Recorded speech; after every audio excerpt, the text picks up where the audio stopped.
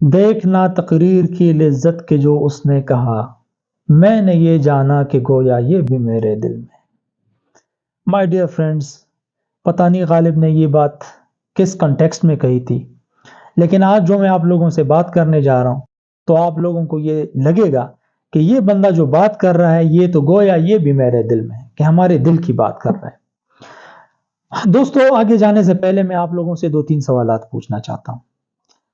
मेरा पहला क्वेश्चन आपसे ये है, आप में से कितने लोगों ने जो डिग्री की है वो उनकी अपनी चॉइस थी, वो अपने चॉइस से इस डिग्री में आए हैं? और आप में से कितने ऐसे हैं कि जिन्होंने जो डिग्री ली है वो उस पे सेटिस्फाइड हैं? और मेरा अगला सवाल आपसे ये है कि आप में से कितने साथी ऐसे हैं कि जिन्होंने जो डिग्री ली है उसी से रिलेटेड उनको जॉब भी मिल गई है और वो उस जॉब में सेटिस्फाइड भी हैं? आप में से कई ऐसे होंगे कि उनका जवाब ये होगा कि हम तो या तो पेरेंट्स की चॉइस से आए हैं, उन्होंने हमें कहा कि भाई आपने ये बनना है। एक हमारे यहाँ जो डिग्री लोग लेते हैं उसकी बड़ी वजह ये होती है कि आप देखें जी, फलां हमारा जो रिश्तेदार है ना, वो इतनी बड़ी कंपनी में मैनेजर है, उसने अकाउंटिंग्स में मास्टर की थी, तो आप भी ऐसे करें कि आप उसमें मास्टर करें। इसके अलावा वो देखिए कितना बड़ा इंजीनियर है, अरामको में जॉब कर रहा है, यूएई में उसकी इतनी बड़ी जॉब है, पाकिस्तान में किसी बहुत बड़े इदारे में वो बैठा हुआ है, आपने भी ये डिग्री करनी है।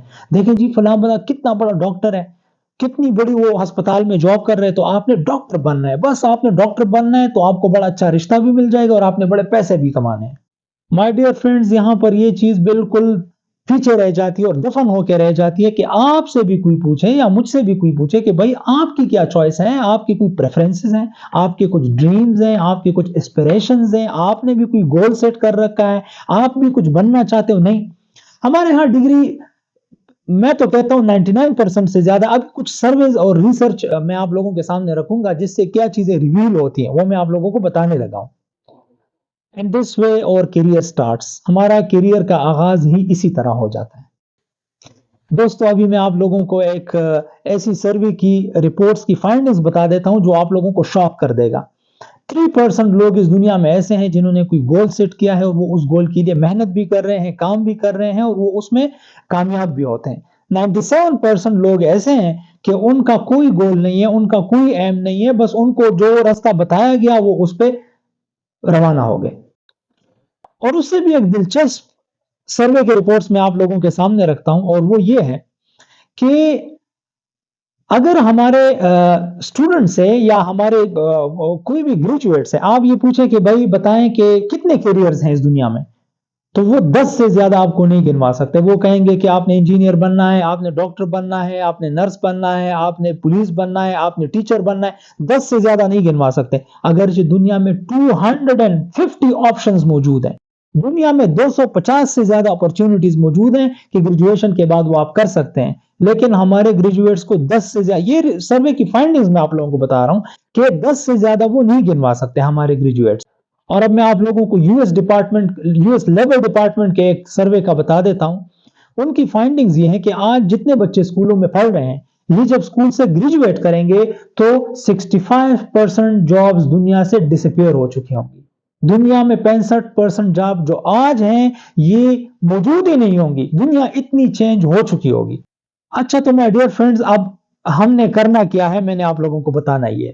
पिछले 4 सालों से मैं इस फील्ड से मुंसलिक हूं और and I have interviewed and I have asked thousands of students and thousands of graduates. मैंने उनसे ये बात पूछी है कि भाई आपने ग्रेजुएशन किस तरह की, अब आप क्या कर रहे हैं, आपके एस्पिरेशंस क्या हैं, आपके ड्रीम्स क्या हैं।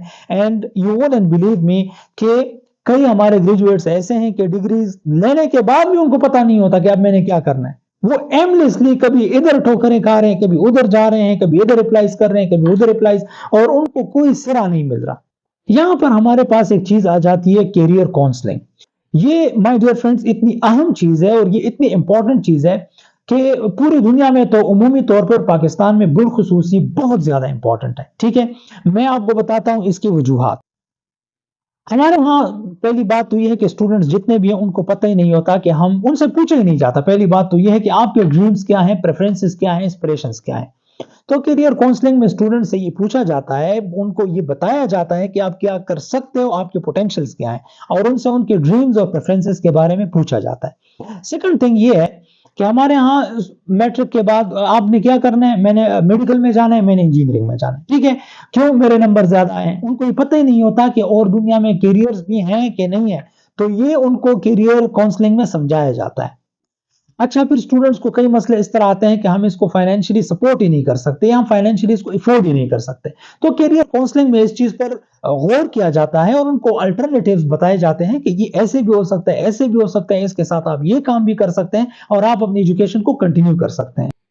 और दोस्तों, वो जो कहते हैं ना कि करूंगा क्या जो मोहब्बत में हो गया नाकाम, मुझे तो और कोई काम भी नहीं आता।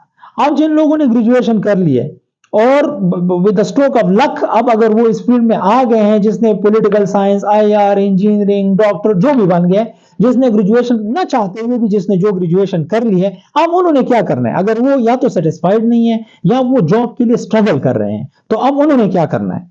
उनके लिए करियर काउंसलिंग सबसे ज्यादा जरूरी है।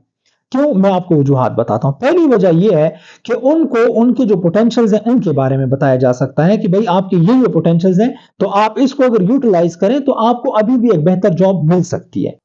दूसरा, उनको इंटरव्यू स्किल्स के बारे में बताया जा सकता है, उनको सीवी राइटिंग के बारे में बताया जा सकता है, उनको कम्युनिकेशन स्किल्स के बारे में बताया जा सकता है। ये उनके लिए बहुत ज्यादा इंपॉर्टेंट है। तीसरा ये कि हमारे जितने भी ग्रेजुएट्स हैं तो उनको उनके बारे में स्ट्रेंथ्स और वीकनेसेस के बारे में, यू वुडंट बिलीव कि मैंने कितने लोगों से जाती तौर पे पूछा है कि what are your strengths, what are your weaknesses, उनको पता ही नहीं होता। वो कहते हैं मैं हार्ड वर्क करूं। भाई हार्ड वर्कर तो सारे हैं, जो टेस्ट देने आते हैं, जो मेहनत करते हैं, तभी तो उन्होंने डिग्री ली है। तो उनको ये भी पता नहीं होता। तो उनके स्ट्रेंथ्स वीकनेसेस के बारे में बताया जाता है। अच्छा, अब मैं आप लोगों को सबसे इंपॉर्टेंट बात बताने लगा हूं।